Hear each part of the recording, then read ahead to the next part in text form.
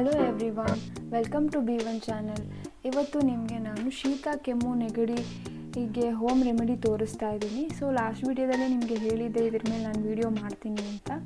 So ಅದಕ್ಕೆ ingredients ಏನೇನು ಬೇಕು ಅಂದರೆ ದೊಡ್ಡಪತ್ರೆ ಎಲೆ. ಲಾಸ್ಟ್ ವಿಡಿಯೋದಲ್ಲಿ ನಾನು ನಿಮಗೆ ಗಿಡ ತೋರಿಸಿದ್ದೀನಿ. ನೀವು ನೋಡಿಲ್ಲ ಅಂದರೆ ಡಿಸ್ಕ್ರಿಪ್ಷನ್ ಬಾಕ್ಸಲ್ಲಿ ಲಿಂಕ್ ಹಾಕಿರ್ತೀನಿ ಲಾಸ್ಟ್ ವಿಡಿಯೋದು, ನೀವು ಚೆಕ್ ಮಾಡ್ಬೋದು. ಅದಾದಮೇಲೆ ಜಿಂಜರ್ ಪೌಡರು, ನಿಮಗೆ ಜಿಂಜರ್ ಪೌಡ್ರ್ ಇಲ್ಲ ಅಂದರೆ ಶುಂಠಿ ರಸನೂ ಹಾಕ್ಬೋದು. ಅದಾದಮೇಲೆ ಜೇನುತುಪ್ಪ, ಇಷ್ಟೇ ನಮಗೆ ಬೇಕಿರೋದು. ಆಮೇಲೆ ಜಿಂಜರ್ ಪೌಡರ್ ಆಪ್ಷನ್ ಆಗಿ ತಗೋಬೋದು. ಸೊ ಹೇಗೆ ಮಾಡೋದು ಅಂತ ನೋಡೋಣ.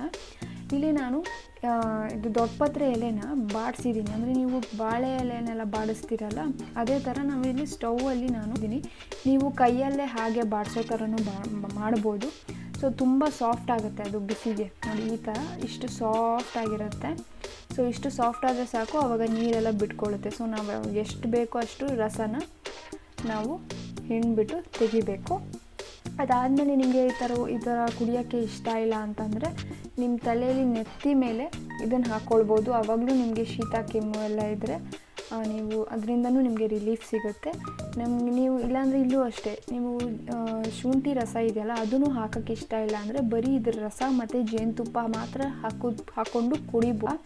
ಅಲ್ಲೇನು ನಿಮಗೆ ಟೇಸ್ಟ್ ಗೊತ್ತಾಗಲ್ಲ, ಚೆನ್ನಾಗೇ ಇರುತ್ತೆ. ಸೊ ಅದರಲ್ಲೇನು ನಿಮಗೆ ಕಹಿ ಥರನೂ ಇರಲ್ಲ. ಏನೋ ಇದು ಔಷಧಿ ಕಹಿ ಇರುತ್ತೆ ಅಂತ ಅಂದ್ಕೊಬೇಡಿ. ಜೇನುತುಪ್ಪ ಹಾಕೋದ್ರಿಂದ ಗೊತ್ತೇ ಆಗಲ್ಲ. ಇಲ್ಲಿ ನಿಮಗೆ ನಾನು ಪೌಡ್ರ್ ಹಾಕ್ತಿದ್ದೀನಿ. ನಿಮ್ಗೆ ಹೇಳ್ದಂಗೆ ಶುಂಠಿ ರಸನೂ ನೀವು ಹಾಕೋಬೋದು, ಮನೆಯಲ್ಲೇ ಶುಂಠಿ ರಸ ತೆಗೆದ್ಬಿಟ್ಟು ಹಾಕ್ಬೋದು. ಅದಾದಮೇಲೆ ಜೇನುತುಪ್ಪ ಜಾಸ್ತಿ ಅಂತೇನಿಲ್ಲ, ನಿಮ್ಗೆ ಎಷ್ಟು ಬೇಕಷ್ಟು ಹಾಕ್ಬಿಟ್ಟು ಕುಡಿಬೇಕು. ಅದಾದಮೇಲೂ ಅಷ್ಟೇ, ಇದನ್ನು ನೀವು ದಿನಕ್ಕೆ ಒಂದು ಸಲ ತಗೊಂಡ್ರೆ ಸಾಕು. ಆಮೇಲೆ ಪದೇ ತಗೊಳ್ತಾ ಇರಬೇಡಿ.